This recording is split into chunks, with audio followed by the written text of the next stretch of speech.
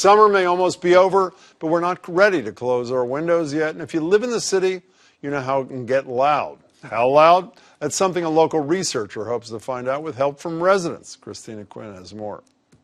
Barry Toomey has been living in this same Mission Hill building for 22 years. And if he's convinced of one thing, it's this. I think it's the noisiest intersection in America. This intersection is undeniably a hotbed of activity. Local colleges fight for elbow room. Beth Israel and Brigham and Women's Hospitals are a couple blocks away. And the Green Line trolley screeches all day. I call it the symphony of the city, but there are times when everything's going on at once and it can be unbearable.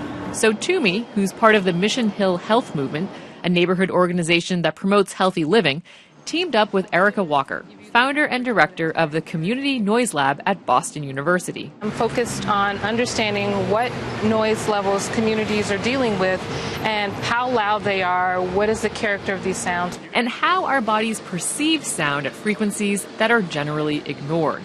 We always talk about sound and how loud it is, and trust me, loudness is a very important characteristic of environmental sound, but there are also some other important characteristics of sound that I feel that are also impacting our health. Chronic noise exposure raises stress levels and over time can negatively affect cardiovascular health.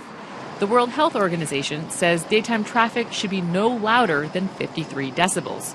But as Walker's decibel reader shows us, Barry Toomey would be hard-pressed to find any quiet time on his 10th floor balcony.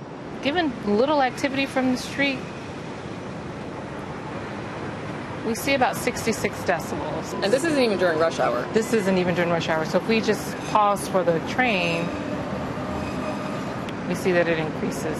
So it's pretty noisy up here. I would say very loud. It is very loud. Yeah, it is loud. There's just a constant din. This isn't really noisy. Yeah, you don't consider this noisy. No. Our differing perceptions of what is and isn't loud or noisy is something Walker wants to capture in her research. She says the metric that cities use to measure sound is not enough, as it doesn't include low and high frequencies. So she created a smartphone app called the Noise Score, and anyone can become a citizen scientist by recording noise levels in their neighborhood and how it makes them feel. If we take that holistic approach to understanding environmental sound levels, then we'll see right off the bat that a lot of the ways we currently design our cities is really flawed. As Walker teams up with more communities, she hopes the data she collects will offer city planners and designers a blueprint for making our cities a little bit quieter.